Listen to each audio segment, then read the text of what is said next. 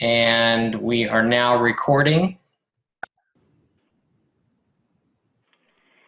Okay, guys, thanks everybody for coming to our first week of our call for our future diamonds here. So I'm Jason, I'll be your host, and Greg is also your host. And we've got another, again, a host of diamonds also on here that'll be supporting us throughout the call tonight and over the next 6, 8, 10, 12, 15 weeks, however long we are doing this thing. Again, this is week one.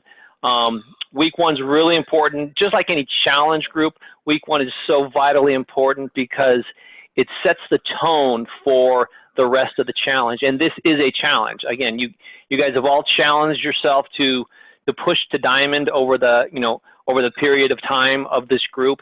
And again, the whys and the visions that you posted up there were great. There were some really incredible ones, and I want to go over some of those. And the funny thing is, it's just like in a challenge group, that first week of the challenge where maybe, somebody, post your pre photos and somebody kind of goes like this a little bit, and that's the first person that posts. And the next person gets a little bit gutsier, and suddenly they take their top off and they're in a sports bra. Then the next person, they gain confidence, and suddenly they are full-fledged sports bra and and chonies, and they're showing it all. And that's the same way it was with the whys and the visions in this group. The first couple ones, you guys are a little bit shy, going, yeah, I really like helping people out. And we all like helping people out. That's human nature. But then as it grew, those whys and those visions became bigger and bigger. And that's really important that we get past the basic why of, again, it is human nature to want to help people, but we need to get past that because, again, helping people and in the love for helping people isn't going to help you get up at 4 a.m. and do your workout before work and do an hour worth of Beachbody before work. That's probably not going to push you. That's not going to be a hard enough, big enough why. It's not going to keep you from interrupting your Sunday evening family plans at 6 o'clock on a Sunday night to be on a call like this. I don't think that's going to be a big enough why. So those whys, they grew, and those visions, they grew. So I want to go over a couple that really stood out to me that I could visualize with people. First one was Shelly Johnson's. She talked about 10 acres of land, coffee, sitting on her deck, sipping a cup of coffee. I could sit back myself and envision that for her. Her husband getting a new truck. I can see his brand new red Ford F-250 sitting out there on their 10 acres. Martha McNeil wanting to be a mental consultant for Beachbody, having the phone number of Carl Deichler whenever Carl wants to talk to her about mental health, making $200,000 a year in order to be able to achieve her visions and to achieve her goals. She actually set a number on it, $200,000. Amy Pollack, much like me, wants to have an RV and drive around the country with it. Cappy Breed, financial freedom, being on the stage at Summit, backstage, goosebumps and tears, standing there with her spouse, feeling that amazement, just in tears before she goes out on stage, basically because she's paid off everything in her life. I can see that. I can envision that. And then some people's whys. Autumn Dunning, long-lasting relationships. Again, the why is bigger. The why is bigger than I just like to help people. The why can be selfish. It can be about dollars. That's okay. Okay, it's okay to be about dollars. Now, we don't want to make our, helping people about dollars. Obviously, we want to help people, but it's okay to have something, a little bit bigger than I just enjoy helping people. So like Autumn talked about having long-lasting relationships because of something, when she grew up, she was a military brat and she didn't have that a whole lot. So that's something, relationships like these with all these amazing people on here, we've got 30 people on here, building relationships with fellow coaches and with participants was important to Autumn. Competition, and there's nothing wrong with competition. Again, we deal with that day in, day out when we do these challenge cups, or we compete with one another in doing certain things. And then she also talked about, helping end depression in people that, that she can relate to. Christine Johnson, her fear of her husband and his job. He's in the logging business. I totally get that one because, again, I'm a police officer. I've got a dangerous job. I get that why. That's bigger than I like helping people. Again, it's deeper, it's bigger, that's what's gonna get her up at 4 a.m. to do this business. Seth Norris, he's a lot like me. He likes being liked. You know, he likes being needed and, you know, having that fulfillment of other people looking to him because he likes to help them. So those are just a few of the, you know, a few of the hot ones that I saw. Again, I went through everybody's as they came in throughout the week, and the last hour I read through everybody's once again.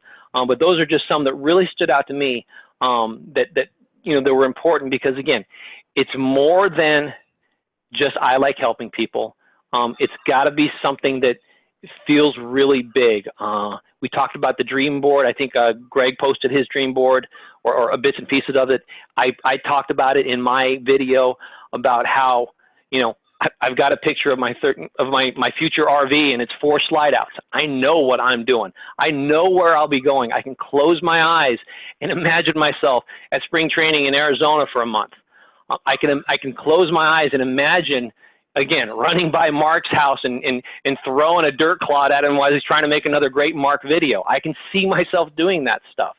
So those are things that you have to be able to feel it and touch it and imagine it. And it's got to be bigger than what you can even dream of. And that's the cool thing about having steps too, and having increments when it comes to your why and your vision. My why today might scare some of you guys. Greg's why might scare me, you know, and on down the line. But it's important to be scared with your why, to be scared with your vision. And again, your story and your why, they relate together for many reasons. And number one, because when you talk about your story and you talk about your why and your vision and your struggles, well, that in many ways, a lot of times becomes also what, you know, what we a lot of times talk about, your market or your niche. It's who you are, you know, the struggling soccer mom, and that's your why, trying to get away from that. Well, maybe that's your market, talking to other soccer moms that can relate to you. So that's why it's important to figure out your why, who you are, what your story is, and have that dream and have that dream board. I'm going to segue into something right now that, again, Brian posted, so hopefully I'm not stealing any Brian's thunder for a future call that he'll be putting on, but he had a great post this morning, and I don't know if you guys all had a chance to read it or really delve into it, but when I read it, I started taking notes because I thought it was an incredible post. That I should have done, but he did it, so I'm gonna go over it. It was a great post, so I'm gonna read it verbatim, and then I got some key points that I took little notes on. So this is from Brian this morning. Good morning, future Diamonds. Is everyone having a great Sunday? Is everybody looking forward to our call tonight? I know I am. This week we have been focusing on coaching whys, and more specifically our vision, and why having a grand, larger than life vision is so vitally important. Your vision is tied with your goals, but if you're having trouble with each, there is probably one thing you are missing: your belief in those. The person you are right now, today, at this very moment, everything you have achieved or have not achieved are the direct result of the beliefs you have implanted in your mind. If you do not believe you can do something, the fact is you will never do it. The fact is you will never do it. No matter how much hard work you put in, if you don't believe in it, no matter how much sacrifices you attempt to make without belief, it'll be for nothing. And this is Brian. It took me almost a year after becoming a coach to truly believe that what I could do that I could do this and be financially successful in it. Before that, I was average. My expectations were average. My work habits were average, and that is exactly what I got: average results. I was living far below my true potential, and I'm sure we've all been there before with that. But once I changed my mindset, again, once he changed his mindset, once I actually believed that I was capable of so much more, that is when the switch flipped, and that is when I was able to write my vision with conviction. And that's something I'll talk about after I finish through these. I want to talk about the vision again, and us going back in and digging even deeper with that. John Maxwell's 6-step plan for achieving positive change. Step 1, and you guys don't have to take notes on this because, again, Brian already posted it, so you can go back and, you know, unless there's something that really stands out to you. When you change your thinking, you change your beliefs. Change begins with the mind. Beliefs are nothing more than a byproduct of what you have thought about long enough, something you have bought into. Always remember that. What you believe, what you think, is just a collection of continual thoughts that have formed themselves into conviction. When you break down the process of thinking into a manageable number of steps, you reduce perceived risk associated with change. So that's the first step. Now you have to have a plan. So the importance of having a plan is vital in this. And I don't remember who it is that's really analytical with doing graphs and whatnot. It was John Tantio or somebody else. But again, you have to have a plan. I know when I first became a Beachbody coach, it was huge to make that $100 per week or $100 per month. But then my next goal was the $250. And my next goal was maybe the $500 per week. You have to have a plan. You have to know how to get there. You have to know the steps, how much volume you're going to need, how much sales you're going to need. If you don't have a team below you, you've got to have a plan. Once you start getting that team structure below you, you've got to know how much volume you need to cycle X amount of times to make X amount of dollars. So you have to have a plan. You have to have some structure. You have to know where you're going, a roadmap before you get there. Step 2, when you change your beliefs, you change your expectations. Belief is the knowledge that we can do something. It is the inner feeling that we undertake, we can accomplish. For the most part, all of us have the ability to look at something and know whether or not we can do it. So in belief, there is power. Our eyes are opened. Our opportunities become plain. Our visions become realities. Our beliefs control everything we do. If we believe we can or we believe we cannot, we are correct. So I relate this to Greg's post about his income, where he showed that month of July over the last 5 years. For some of you, that may be completely insane. You don't believe it yet, and that's understandable. For me, I can believe it. I came into the business about a year after Greg. I can see those numbers and I can relate to them, and I understand the steps I need to take in order to get them. So whereas you might not have any possibility of believing it can happen, I can. But maybe there's somebody beneath me that looks at my numbers and go, it sounds crazy, but I believe I can do it because maybe I'm halfway there. And then maybe there's somebody else down the line, maybe a brand new diamond that's making $20,000 a year. Maybe there's somebody in the downline that can believe that person, but there's got to be that little hope. And so there's always somewhere that, again, you got to have that plan, but you've got to have that belief, and you've got to have the belief you can do it in order to be able to do it. And it can be crazy, but you got to have just, some crazy belief that you can do it. And again, I've done it. Greg's done it. Other people have done it. So it's possible. Anything is possible. I'm not an accountant. I'm not a salesman. I've never sold anything before Beachbody in my life. I'm not a marketing mastermind or anything. I just, I push myself and I have a belief. So you can as well. Step 3 from Maxwell. When you change your expectations, you change your attitude. Your expectations are going to determine your attitude. Most people get used to average. They get used to second best. Nelson Boswell, the first and most important step towards success is the expectation that we can succeed. There's something on Facebook that I saw either this morning or last night that kind of relates to this. And it talks about average. It talks about expectations being average. Unfortunately, nowadays in our country, a lot of times our expectations are average. And it talked about James Harrison. I don't know if any of you guys know who James Harrison is. He's a linebacker for the Pittsburgh Steelers, All-Pro. He'll be a Hall of Famer. He talked about how when his kids get their participant trophies, he returns them. He doesn't want his kids to have average expectations. He wants them to strive to be the MVP, the most improved, the best, not, yeah, I showed up. Because again, we all can show up. We all can show up every day and, oh, I posted a video of my size workout and never really do anything. I didn't push hard enough, didn't have a high enough expectation, a high enough standard in ourselves to reach the excellence that our vision needs. Again, your vision is here, but if your work is here, you're not going to reach it. So expectations are key. You've got to have the expectations and that attitude, those great expectations in order to fulfill your dreams and to reach, that high enough standard in order to be able to do it. 4 from Maxwell.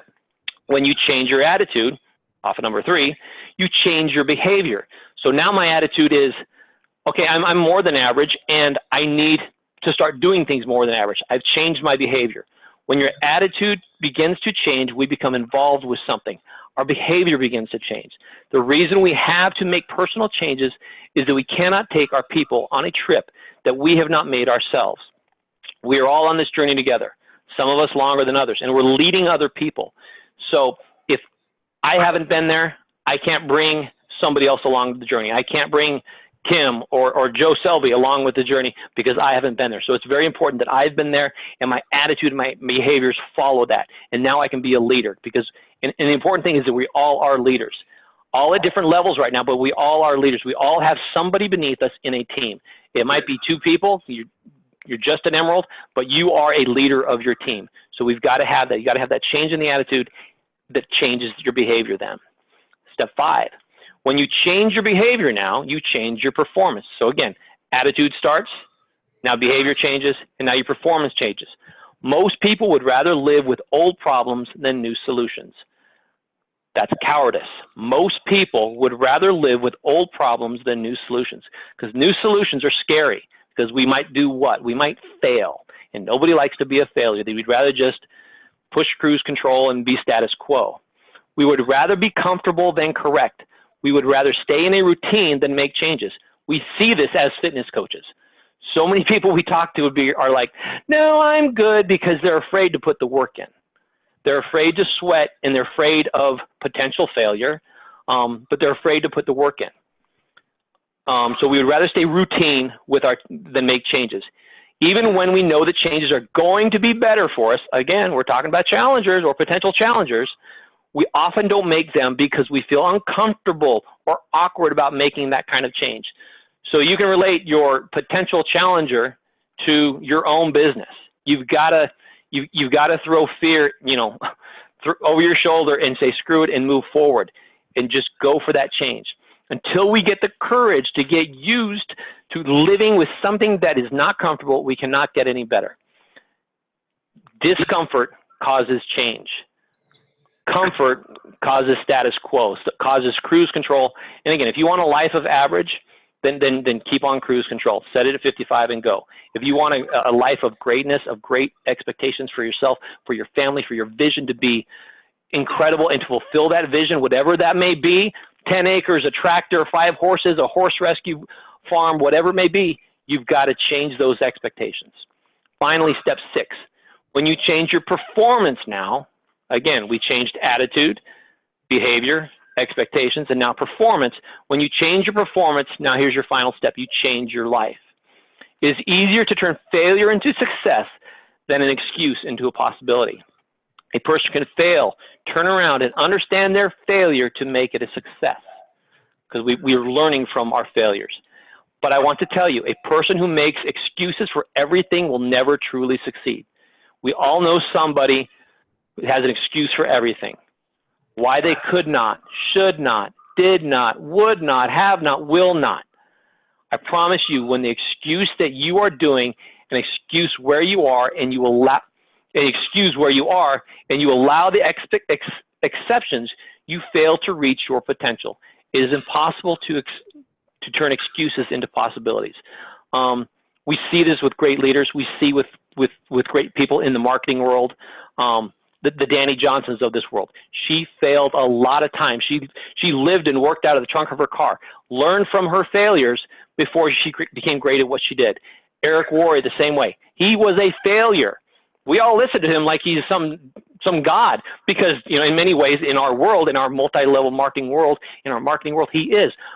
But he got that way because he failed a lot first. Donald Trump, again, love him, hate him, whatever, you're fired. But he's failed a lot. How many times has his corporations gone into whatever it's called, bankruptcy? A lot. He's failed a lot. He's learned. He's grown. So, and back to James Harrison. James Harrison was an average guy. He was an average football player, average size. He pushed and pushed and pushed until he became great, a great Pro Bowler, again, he'll be a Hall of Famer someday. You may not like his style on the field, but he has greatness in what he does because he was willing to fail and he was willing to learn from his failures. So we all have to, with that, be willing to fail, be willing to push ourselves, be willing to make that hairy, scary step. whatever it might be. Maybe it's spending some money on a marketing campaign. Maybe it's opening up our Facebook page. Maybe it's something as simple as sharing ourselves being, out of step, doing a size video and just putting it out there. Whatever it is that scares you, you've got to be willing to do it. Otherwise, your performance will stay average. Your business will stay average. And if your business stays average, then you're not going to reach your vision, your goals, your family goals. And so that's that part in a nutshell. So I really want to thank Brian for helping me out with the call tonight, because he really filled in, again, when I read that this morning, I was like, wow, now I know a lot of what I'm going to talk about. Because it was an amazing post. And again, amazing from Maxwell. Obviously, a lot of that was Maxwell, but thank you, Brian, for bringing that to the table this evening. So a little further on visions and whys. I know Mark's going to talk some about vision next week in his call, but I want, for those of you that wrote down your whys and your visions and you were a little bit vague about them, I'd like you to dig back in. And your vision's always changing. The vision I posted to you guys with my video, that's different than it was 4 months ago. I want that RV now, and that RV is now part of my vision. Everything else was the same. Again, making fun of Mark and going to Canada and all this other stuff, that was all the same. But I added something to it. My vision is constantly changing. So for those of you that were a little bit vaguer in your vision, that maybe just said financial freedom would be great and bringing my spouse home would be great, change that. Get a little bit more in depth in that and tell us how it's going to feel, what kind of steps you're going to need to take. If you need to pay off your farm, what is that going to cost you? And then what steps are you going to need to take over the next 2, 3, 5 years to do that? Because that's your vision, and that's what's going to drive you. Those are those steps, those are vital steps, that having a plan, which was, again, step 1 with Maxwell. Those are the things that you're going to need to know. You're going to need to know what I need to do to pay off that farm, buy a new tractor, get my husband a brand new red Ford F-350. You need to know what those things are going to cost, so you better have a plan. So again, dig deeper into your visions. It's vitally important, because your vision and your why is what's going to drive you to greatness in this. Okay. So, Greg, you want to fill anything in there, buddy? Yeah, I was thinking about a couple things while you were talking, and basically just kind of drive home what you've already said. But yeah, like you mentioned, some people said, obviously they want to help people, or it feels good, it makes it feel good to help people, or maybe they want to do it for their self-accountability, to keep them on track with their health or their fitness, or maybe they just want to do it for a discount. These are all great reasons to be a coach, but it's not going to drive you in this business. If you look at the numbers that I posted, and you say, wow, wouldn't it be great to make $25,000 in a month? I look at my mentor, Robert Hudgens, who makes 7 figures a year with Beachbody. And I say, that's going to be me. I am going to do that. So what's the difference, right? The difference is your why and your vision. I don't know if you guys heard, but I think it was on one of Anita Myron's calls. She said that, she was talking about why and stuff like this. And she said that, when she was growing her business, and if you guys don't know Anita Myron, she's like the top 3 in the top 3 coaches this year. And she said that, she was hugging the toilet, puking her guts out, but yet she was still on her phone at the same time, replying and following up with people. So if your why is to help people or because it makes you feel good, do you think you're going to be like messaging people and inviting people while you're, throwing up in the toilet? Is your why is not that big. So if your why is not that big, it's easy to quit. If you're only in it to help people, or you're only in it for a discount, or you're only in it because you want to become a personal trainer, well, you don't need Beachbody for that. You can go become a personal trainer and help people and you'll be done. You're going to quit. You're going to give up. You're never going to hit the goals that I'm hitting. You say, yeah, I want to make $25,000 a month, but then you become a personal trainer and you quit. And I can guarantee you can be the best personal trainer in the world. And unless you're Tony Horton, you're not going to make $25,000 a month. Okay. So if that's what you want, if you want to follow in my footsteps, like the way Jason is, I mean, he's tracking with me. But, I have people that started before Jason, coaches that I've sponsored before Jason, who have more than $1 million carryover. They're in the same position that he has, but they're making diddly squat. And it's because they don't have the why, the vision, the motivation, the consistency. They don't have the drive to be working this business, while they're hunched over a toilet, So, I mean, just get that in your mind. If that's how bad you want it, I mean, your why needs to be bring your spouse home. If your spouse, think about it. If you had a military spouse and he was in danger every day, how hard would you be working this business?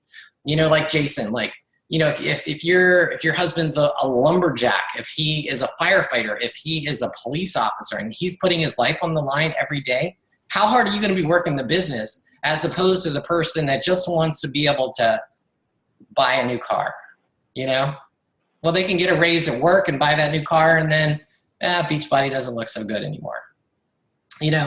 Or if your vision and your why is so that you can stay home and raise your kids, and you don't have to hire a babysitter, and you don't have to put your kids in daycare, that's a big why, right? That's going to motivate you. That's going to push you. Is your fear of failure greater than just wanting to quit or whatever? So think of something that is really going to drive you. That's kind of, I guess, all I have to say, but basically the same thing as you said, Jason, but just kind of emphasize it a bit more. Gotcha. So if anybody has any questions, again, about anything, it doesn't have to be about why, vision, or anything. Again, I know we don't really answer a whole lot of questions, or we don't really ask a whole lot of questions of you during the week. But if there's anything that's probing you right now, again, we're 31 minutes into this thing. Generally, we like to go about 45 minutes, so we've got time right now. And again, this was just kind of a review of the week. Obviously, Brian helped me spice it up. Thank you again, Brian. But just a review of the week. So if there's anything, anybody has any questions about anything, again, why, vision related or numbers related, just go ahead and unmute and ask away, because there might be somebody else. I mean, we've all learned this in school. There's always somebody else that wants that same question answered, but isn't necessarily willing to ask it. So I know if you're on the phone, I think it's #6 to unmute. And if you're on a computer, you can unmute on your computer. So. And I still see red little slashes through everybody's names, which means nobody has questions. I have a question. Oh. This is Rosemary. Hi, Rosemary. Hi. When you talk about having a team and having numbers and people underneath you, I mean, how do you really get to that point?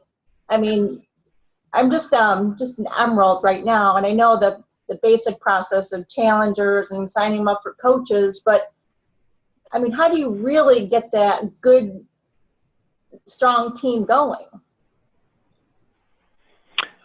By continuing to build. You've got to continue to add coaches to, again, and coaches generally, 99% of the time, start out as some sort of challengers. So you get them into a solid, positive challenge group. You make that an amazing experience for them, because if it's just an average experience, you know what, they'll do their 30, 60, 90 days and be like, okay, that was cool. And then when you say, hey, come to this coach opportunity call, they're going to be like, yeah, why? It's, I'm good. I lost my 2 inches off my tush here, and I'm good. No thanks on the coach opportunity call. But if you made an amazing experience for them where they were addicted to looking at Facebook every morning at 5 a.m. when they woke up, at noon when they were on their lunch break, and at 5 o'clock when they got up at work, if you make that challenge amazing, you have a better chance of making them a coach and then building your coach network from there. But again, to me, it starts with challengers, and it starts with challenge groups and making your challengers successful, making them feel good about themselves, making their experience, again, whether it's 21, 30, 60, 90 days, an amazing experience, and then rolling them into coaches and again, just like with a challenger, and just like, the first week of this call, that first month as a new coach is vital, because if you got a coach who goes, yeah, I want to do this business, but then you don't teach them a whole lot in the first month, and you're not pushing them, and you're not giving them spreadsheets and weekly goals, and they're just kind of dilly-dallying with it, and then maybe they sell one thing that first month and then nothing after that. Well, maybe it's because or maybe it's because if that's happening to me, maybe it's because I, as a coach, did not push that person hard enough in that first month. You're a new sign-up of mine, and you tell me you want to work the business, and I don't send you something until day number 9 about the Coach Online office. That's my fault.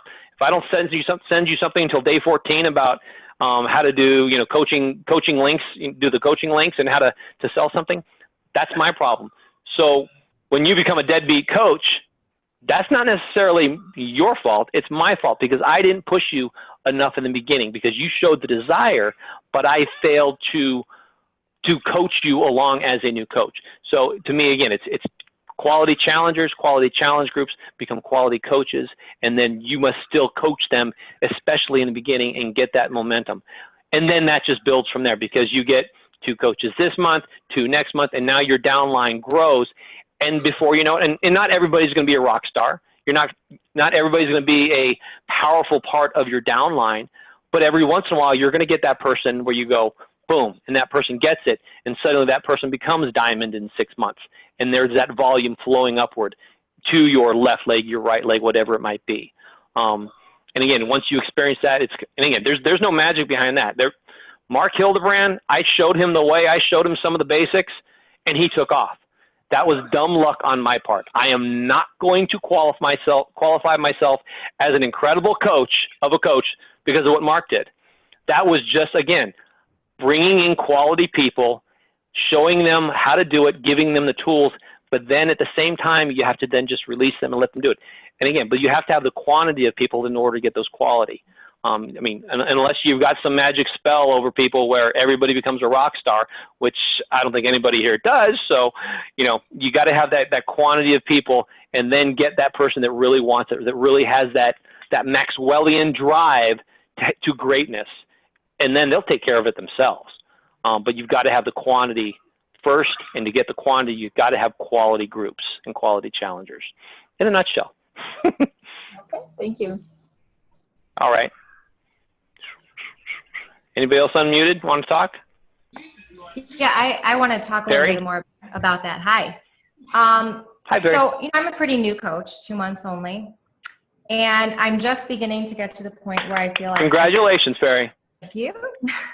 Where I could start coaching somebody, but I think there's a period of time when, can a new coach really coach somebody? Because I'm learning so much from Lisa. She's fantastic.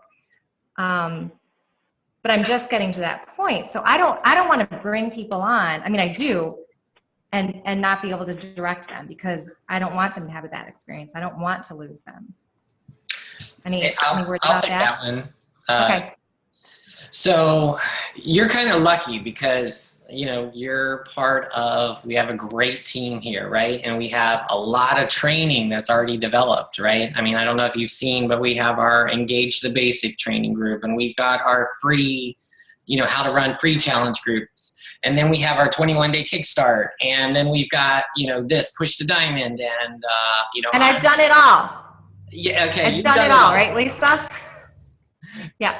Okay, but the great thing is now that's duplicatable for your coaches, right? So you don't have to know everything. Because like when I started, Jason will tell you, we had nothing. I didn't even know who our upline was. It was me and Scott, and I was running a thread on the message boards, and I said, Jason, just go do it. Go do what I'm doing, and we kind of had to figure it out, And, but at least you have a duplicatable system with our team and use your upline of Lisa. And, we're doing weekly calls with our new coaches. So get them plugged into that. Okay. So people are, they're looking at me saying, what? You can be a coach? Just anybody can be a coach? So I want them to make it, I want them to think it's still a special thing. Even though anyone can do it. You know what I'm saying? Mm-hmm. It is, and anybody can do it because, again, when you're talking about coaching challengers and coaching coaches, it's obviously 2 different things. But again, coaching a challenger, if that's what you're worried about, how do I qualify to coach you doing P90 exercise or insanity or whatever? It's again, it's not in the sense of a, professional football or basketball coach where I'm going to show you the X and O's. I'm going to be your number one cheerleader. Again, when I first started this, I mean, and Joe Selby's on here because Joe was on me. He was one of my first guys on the threads. I was there morning, noon, and night. I was the number one cheerleader for you in your program. And that as the basic skills of a coach coaching a challenger, that's what you have to be. You've got to be their number one cheerleader, making them feel awesome. Even on their crappiest day, you got to make them feel awesome so they wake up the next morning at 4 a.m. Because again, the why of a challenger is no different than a why of a coach. They've got to be willing to put in the work and feel amazing about themselves and willing to do it at 4 a.m., to do it at 5 p.m. after a 12-hour shift, whatever it might be. So it's you implementing that spirit, that joy of fitness into them, and again, cheering them on daily. And that's for the challenger. And I think it's the same thing with the coaches. Again, We've got a system, like Greg said. The system is in place, and we're all here. If you got a question, you got a new coach and you're worried about, I'm sure there's a handful of coaches that would get on a three-way call going and help you answer some questions with a new coach or with a prospect. I mean, I do that all the time with coaches that aren't even necessarily in my downline. Jason, can you get on a call with me? Sure. Let's set up a time. So there's, because you called my name, I have to talk. No, because you know how to talk a lot and a lot and a lot is why you have to talk. Go ahead, Joe. I'm getting better at that. So, I posted in one of the downline groups that I in Leah's downline group this week, a lesson that was reinforced in me. I served in jury duty this past week and ended up getting appointed the foreman of the jury. And, in jury duty, when you're sitting in the jury box, you can't talk to the other jurors, and you're not allowed to talk out in the hallway. You're not allowed to go have lunch together. You're not allowed to discuss the case or really talk to each other until you're put in the deliberation room. So all these people, these like 11 other people, the only thing they knew about me was that every time we left that room for a recess or a break or whatever, I held the door open for all of them. Because I was juror number one, so I was the first one out the door. And so I was brought up, you hold the door open. So I held the door open for all of these people. Well, we got in that deliberation room, and the first job that we had to do was appoint a foreman, and 11 fingers pointed at me. I didn't say, oh, I want to be the foreman. I didn't say anything. They just pointed at me. And that reinforced the lesson that we heard at Summit. And it's reinforced from Simon Sinek, and that I've been reading a lot about lately, which is that real leadership is about taking care of people. It's not about being the first one who runs out the door. It's about being the person who holds the door for everybody. So when you've got people in your challenge group, your job is not to show off and show them what a badass you are doing your workouts or how, fit and successful you are at your own program.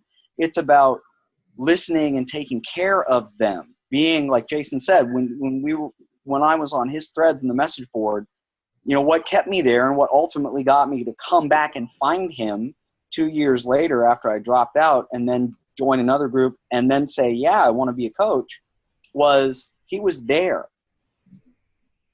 So not necessarily that he had the answer to all of my questions, but he certainly went and looked for them or asked other people to find them for me. So he was there and he took care of me. So that's why I said, I want to follow this guy.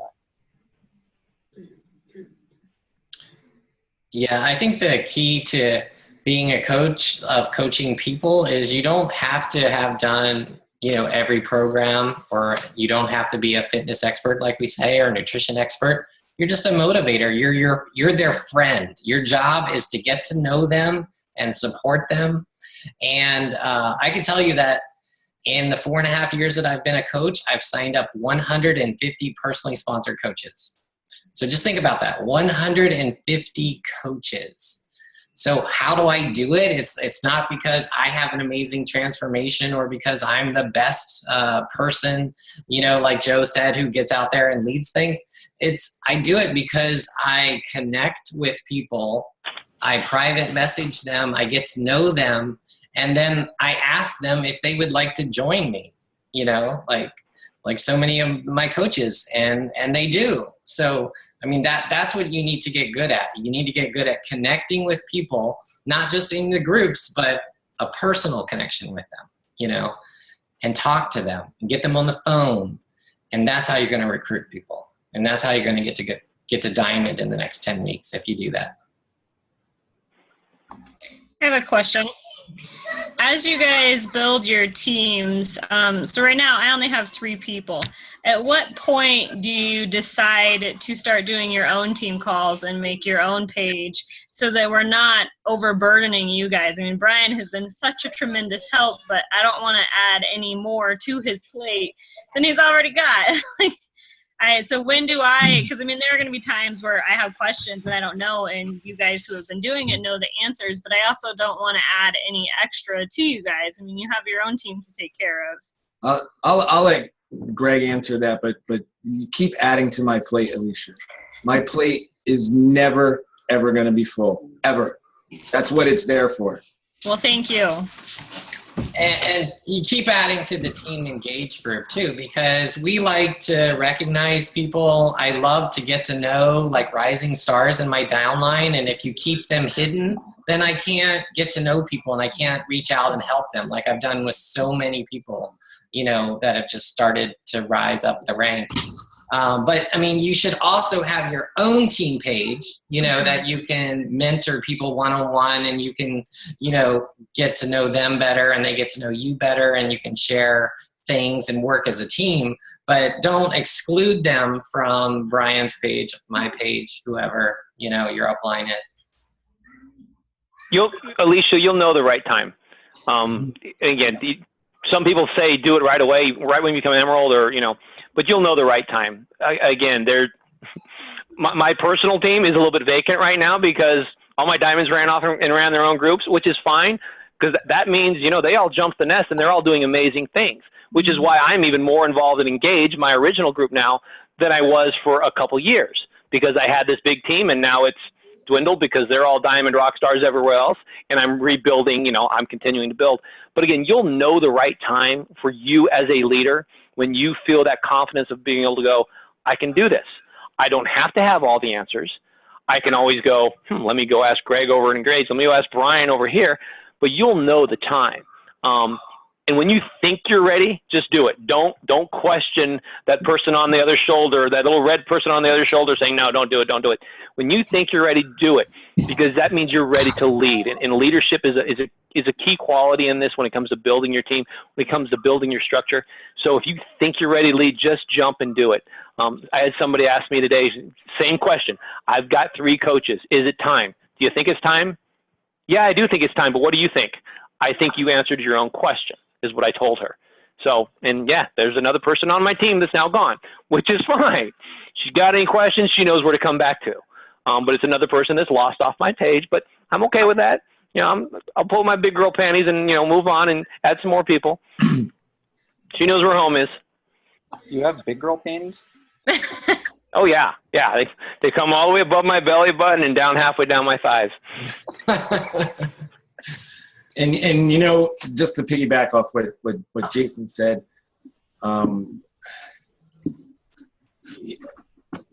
well, I was going to talk about, lost my train of thought. Next question. I hate when that happens because I was thinking about what Greg was talking about because I was thinking about, you know, or what Jason said, when was that time? And I was trying to figure out, you know, when it was for me. And it was kind of like that. It was like, all right, my team now, I had about 7 or 8 coaches. And then I knew that I was part of Team Engage. And also Greg had a couple of other groups that he still runs that's going on right now. But I knew it was time. I knew it was time to go ahead and do something of my own and to jump in and create my own group with the coaches that I had. But also what you said, you know, being close to your upline coach, like you are with me and I am with my other personally sponsored coaches. I mean, that relationship just doesn't end. Now, you look at Greg, and Greg's got a huge team. He just told you he's got 150 personally sponsored coaches. He's got 8 diamond coaches under him. So, I'm still, Greg and I talk every week. I still call him on the phone and ask him questions, and he always makes himself available. So so even when you get to, maybe you think you're at a certain point where you can do stuff on your own, and, still, even then, you're still reaching out to those who have been there before, who have gotten to where you want to get to, and this business is so great because, all of those people who are above you are so inviting for you to do that, because they just want to spread, all the knowledge that they can and empower you to go ahead and do the same thing. And Greg will tell you, I how many times a week do I bother you and call you about things and fill up your plate, So, see, I had two thoughts there, and I was trying to connect them. Plus, I worked a 12-hour shift today at the park, and it is almost 10 o'clock. So, yep. Well, thank you. I really appreciate all you guys. Anybody else? Even if a coach isn't your direct upline sponsor, you can always, if you feel like you relate to someone, if like another leader on the team, it doesn't even have to be a leader. If you see someone who's in your sideline, reach out to them, right? If you see someone doing something that you find inspiring and you want to know how they're doing that, reach out to them. I mean, Greg is not my coach, but I bother him multiple times a day. And like Brian said, he makes himself available to me multiple times a day. If I can't get it from him, I'm writing to Jason or I'm writing to Brian. If I can't get it from them, I'm hunting someone else down, right? I know who the racehorses are in our team, and I go after them and I ask them a question, even if they're not my sponsor coach. And that goes for everybody. This team is very much about helping everybody. So don't feel like you're bothering someone if you need to, go up. You can always go up. You can go to the sides. You can go down. You can go wherever you need to go. And someone is going to be there to answer your question. And I remember when, I started coaching and very early, like you, Alicia, where I had people who were interested in this opportunity, and or like Perry was talking about, with people who are interested in this opportunity, and I was sweating and nervous, like, oh my God, what am I going to say? What am I do?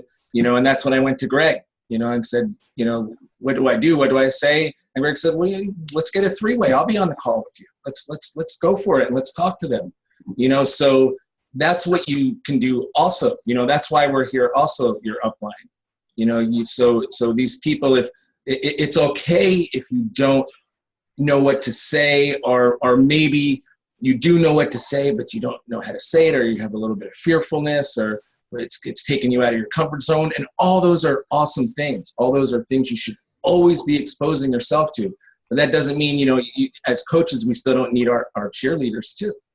We need cheerleaders as coaches, and I reached out to Greg. He was my cheerleader. He came on the call, a few calls with me, and I ended up signing up, these coaches. But not only, looking for that support, but that learning opportunity to learn from a person who has been there and who has done it. Those are the pieces of knowledge that you take with you. And just like Jason said, you will know when you're ready. You will know when you've grabbed all those nuggets of knowledge, and then all of a sudden, when you're ready that you can kind of go out on your own, knowing that we're all still here anyway, right behind you, but knowing that each nugget is like a little piece of confidence, that explodes in you, so just wanted to say that too. And it's okay to feel nervous about talking to people about coaching, right? It's okay to feel nervous, or feel uncomfortable, you don't know everything, but because we've all been there, every single one of us. I still get uncomfortable sometimes talking about this stuff. It's totally normal, right? You're not supposed to know everything. You're going to screw up. You're going to say the wrong thing to somebody. You might lose a customer. You might lose a coach, but you learn from those experiences. You learn through every single one of those, and you become better at it. And the more you talk and the more you practice this, the easier it becomes. But there will be screw ups, right? Let's just be honest. You're going to I've screwed up a ton, and I've lost a ton of people, especially when you're new. right? You're just vomiting stuff on people and hoping that something sticks. And then you're like, why did they run away from me? It happens to every single coach, every single one of us. But we learn from it and we become better. And that's what these training calls are for, is for those of us who've made these horrible, stupid mistakes to tell you, don't do this, right? It's really a waste of time. Don't do it. But it's okay for you to feel nervous about doing all these things, about going out on your own and like jumping ship from your sponsor coach. That's okay. Like, you're supposed to kind of feel uncomfortable, because like Jason said, when you feel uncomfortable, that's where like the magic happens. That's where the growth happens, and that's where you take off. So I had sort of an operational question for, I guess, anybody who wants to offer. My continual struggle is keeping track of not only customers, but contacts and prospects. And so anybody who's got a system that works, I want to know about it. So maybe there's not enough time to share that here, but certainly I would appreciate it. That is coming up, Joe, as a future week topic. So we're going to spend a whole week on that. But if anybody wants to another thing we're going to another thing we're going to throw in there, and Greg, I haven't talked to you about this. I'm just telling you I'm throwing it in there. Something that Leah's group had asked about, and Joe knows about this. And I kind of talked about it, having that structure, having that plan in place. And somebody asked me, okay, what do I need to do to make $1,000 a week, or $1,000, whatever the number was? It was like, yeah, Joe asked it. What do I need to do? I'm like, okay, well, let's break this down. And Leah and I are going to do a little webinar where it's going to be recorded between her and I, and we'll post it. But it's going to show a bunch of different ways to make that $1,000 a week, or $1,000 a month, whatever the number was, whether it be through pure volume and cycle bonuses, whether it be half and half with sales, or 90% sales, and 10% cycle bonuses. Sure. Because within both of our downlines, we have that ability. So yeah, if you're Leah, you just sell 50 challenge packs. Everybody else, but Leah's not selling 50 anymore. Now she's selling 30, and she's got Sharon selling 5 and Martha selling 5. So she's growing as a coach's coach now. Yep. She's only doing 1 day of phone calls now, when people are knocking down her door. So she needs to toss anybody else extras around. Mm-hmm. By the way, Joe, just simple. I use a spreadsheet, Excel spreadsheet, and have everything in there. Okay. I like what John said today, John Tantillo. He said, yes, there isn't a problem that cannot be solved with a spreadsheet. Yep. Bunch of emeralds. Yes. Yep. Bye, Alicia. So, anybody else got anything? All right. Well, thank you all. We are about at an hour now. Great. I have a quick question for Brian. Sharon, go ahead. Yeah, could he post like an empty spreadsheet that shows what's in it? I don't need his contacts. I want what should I be putting there to, Yeah, I can do I'm fine that. with spreadsheets. I don't really know. I'm doing a really good, that power of 3 thing. I'm using a spreadsheet, and it's really helped because it gets me focused more on the activities that matter than on the things that it's just easy to do. Yeah, I can put something up. It's just going to be, if there's no contacts, it's just going to be headers and columns. Well, that still might be enough to help. Okay. Of what to use in the meantime until we do this week. Or do a video and explain to her, Yeah. how you fill it out. Yeah. You're off tomorrow and the next couple of days, so you got time. All right. Thanks. I'll do something for you guys. Yeah. Thank you, Brian. All right. So we good, Greg? Yeah, we're good.